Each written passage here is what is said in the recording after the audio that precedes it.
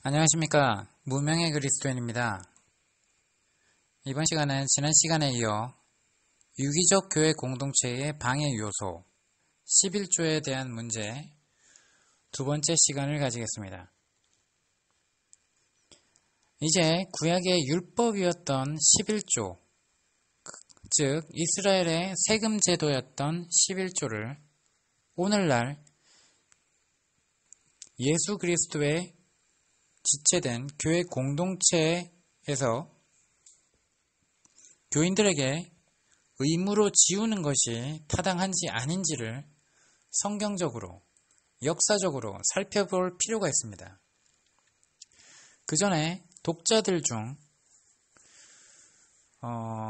특히 목회자들 중에 나름대로 성경을 사용해서 반론을 제기할 사람들이 분명히 있을 것이므로 이스라엘의 세금 제도가 되기 전에 11조가 있었는지, 그리고 있었다면 어떤 의미였는지를 먼저 알아보는 것이 좋겠죠.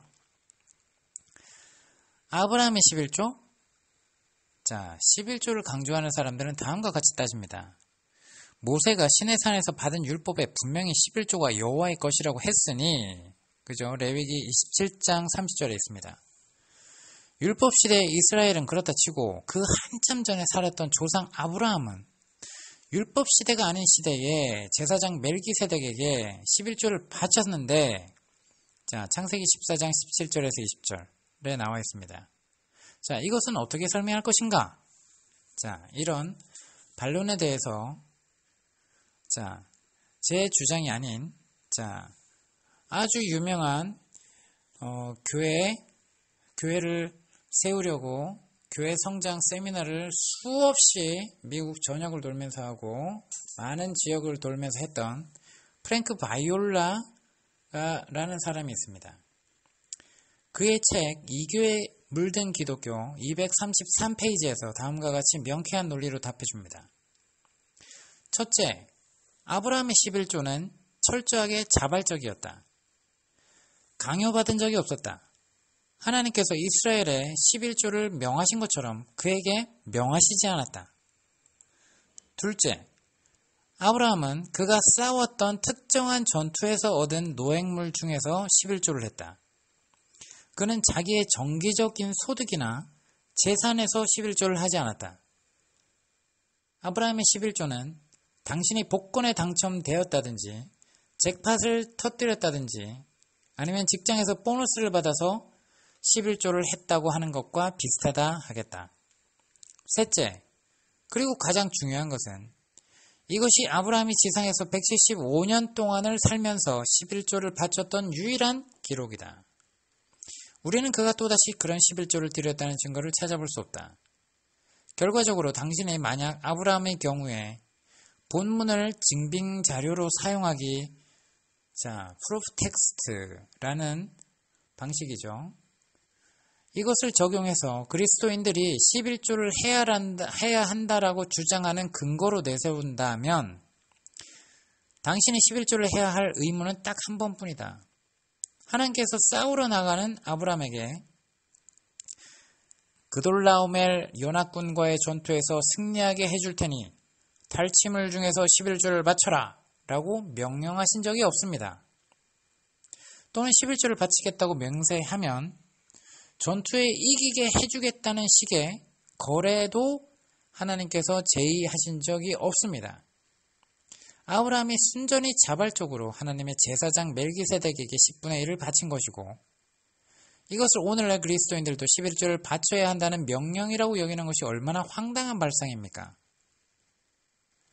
하나님을 아브라함에게 11조나 요구하시는 그런 시시한 명령을 내리시는 분으로, 또는 아브라함이 11조를 했으니 하나님께 순종했다고 생각하는 그러한 속물로 여기면 곤란합니다.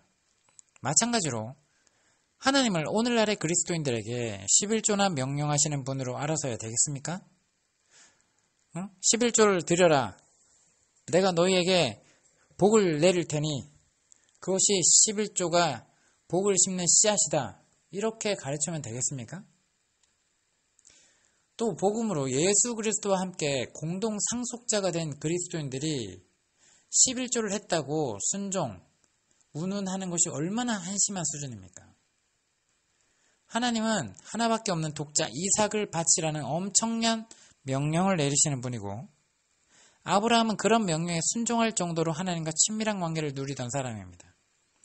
이런 하나님이심으로 우리를 위해 하나밖에 없는 독생자 예수 그리스도를 십자가에 죽게 하신 것이고, 따라서 이런 하나님의 은혜를 깨닫고 복음을 받아들인 우리는 11조처럼 수익의 10분의 1이라는 것만 내면 복을 주겠다라고 하는 시시한 수준이 아닌 우리 삶 전체를 주님께 드리는 것이 마땅할 것입니다. 마치 아브라함이 자기 목숨보다 소중히 여기던 아들 이삭을 하나님께 바쳤듯이 말입니다. 만일 누가 창세기를 읽다가 아브라함의 경우를 보고 나서 하나님께 자발적으로 11조를 드려야겠다는 생각을 한다면 그것은 그 사람의 자유입니다. 그러나 아브라함처럼 10분의 1을 드리지 않는다면 하나님께 불순종하는 것이라거나 하나님의 것을 도둑질하는 것이라고 여긴다면 그건 성경을 제멋대로 읽고 있다는 증거입니다. 이런 식으로, 이런 수준으로 성도들을 가르친다면 목회자의 자격이 없을 것입니다. 이런 식으로 성경을 읽고 가르치고 강조를 하기 때문에 순진한 교인들이 두려워하고 겁을 먹고 부담을 갖게 됩니다. 그리스도의 복음과는 거리가 멀어도 한참 먼 기독교 종교입니다. 유기적인 교회 공동체, 하나님이 원하시는 교회 공동체의 모습의 생활에 가로막는 방해꾼 역할을 하게 된다는 것입니다. 아브라함의 결단 주제에서 약간 벗어나긴 했지만 말이 나온 김에 하나님께 대한 아브라함의 자발적 결단에 대해서 잠깐 살펴봅시다. 우리가 창세기를 읽을 때 아브라함으로부터 본을 받아야 할 것 중에서 이것만큼 중요한 것은 없다고 봅니다. 11조가 아니라 이것이 핵심입니다. 그것은 곧 하나님께서 아브라함을 하나님께 합당한 사람으로 키우시고자 훈련하시는 내용인데, 아브라함은 하나님께서 자신을 통해 이루시려는 목적을 위해서 기꺼이 그 훈련에 자발적으로 임했습니다. 물론 실수도 여러 번 했죠. 궁극적으로 아브라함은 믿음의 조상에 걸맞게 하나님의 의도를 올바로 파악을 하고 그것을 끝까지 고수했습니다.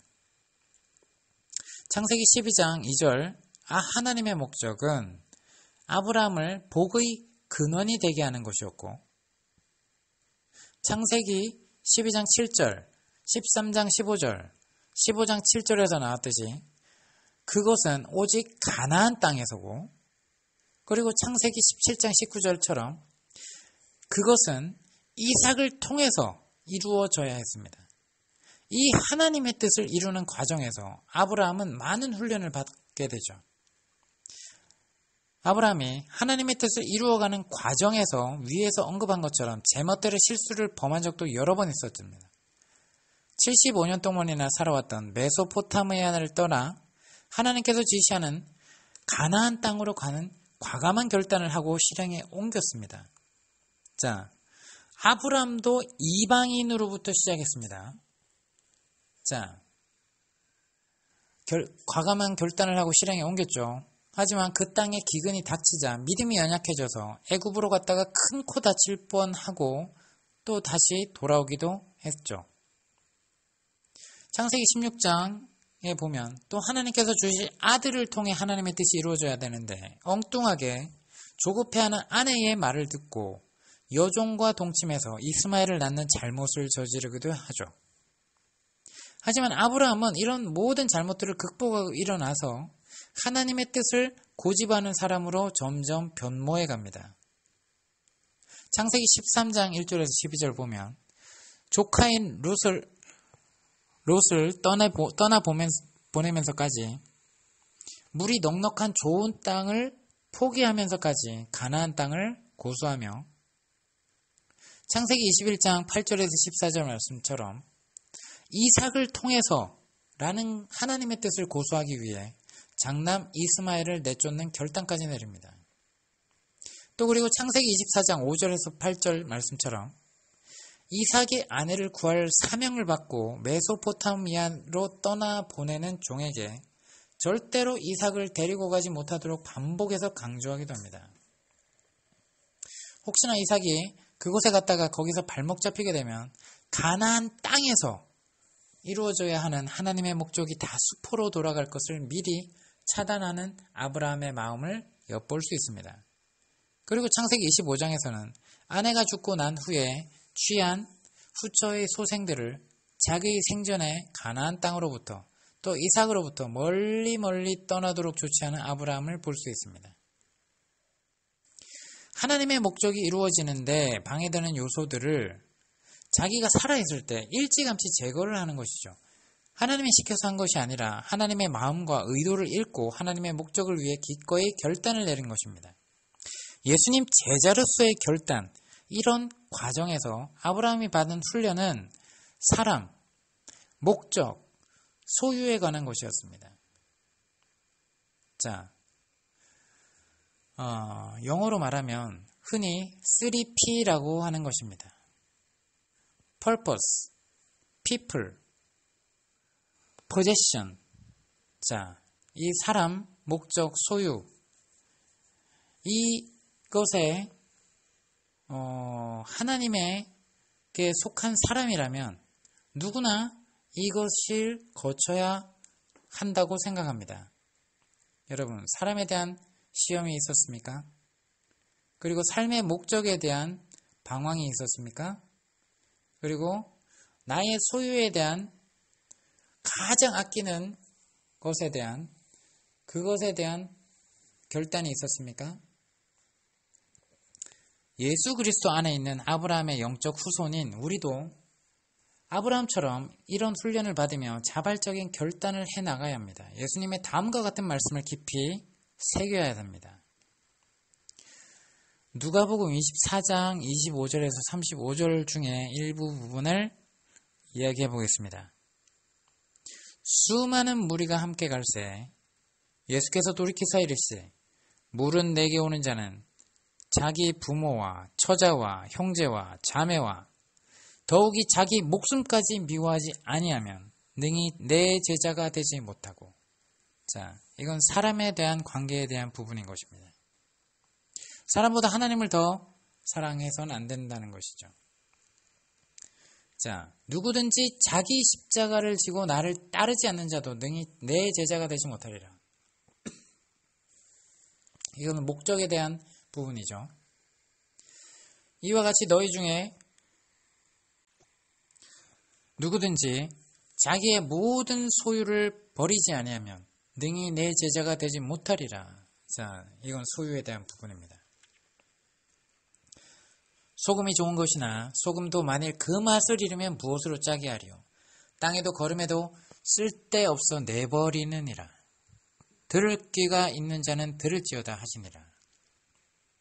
예수 그리스도 안에 있는 제자들, 즉 예수 그리스도의 생명을 받고 그분의 몸인 교회의 지체가 된 우리 그리스도인들은 이 세상의 모든 것, 사람, 목적, 소유 등을 초월해서 하나님의 목적을 위해 사는 것이 기본입니다. 정말 위로부터 태어난 사람이라면 우리 안에 있는 하나님의 생명의 유전자가 DNA가 그렇게 하도록 이끌겠죠. 하지만 과연 그런 생명의 유전자가 우리 안에 심겨져 있는지 없는지를 스스로 솔직하게 살펴봐야 합니다. 혹시 내가 자신을 포함해서 자신을 사랑하는 사람이 있죠. 그걸 포함해서 내가 사랑하는 사람과 내가 꿈꾸는 목적과 나의 소유를 위해서 하나님께 나아가며 하나님을 활용하고 하나님을 이용하고 있지는 않습니까? 말이 하나님의 순종이지 실은 깊은 내면에 세상의 복을 받고 싶어서 나의 필요를 채우기 위해서 하나님께 충성하는 것은 아닙니까?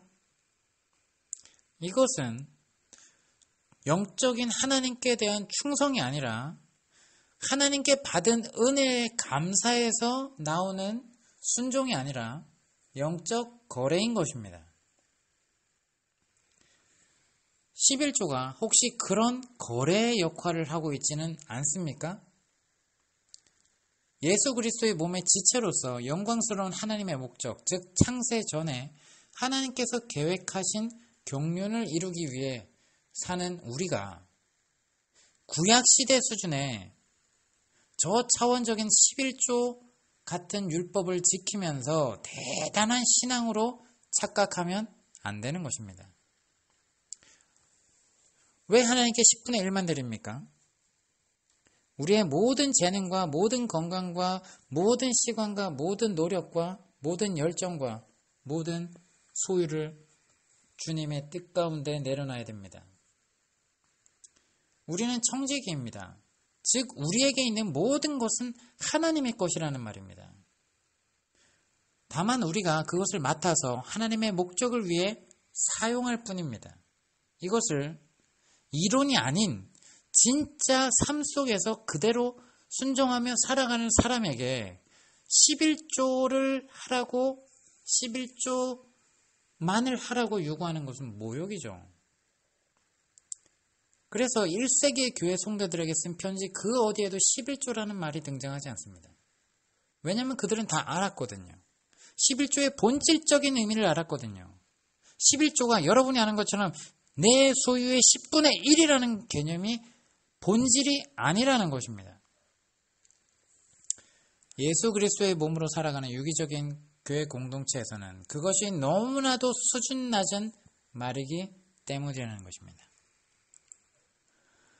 다음 시간에 또 이어서 말씀을 전하고 오늘은 여기까지입니다. 이상입니다.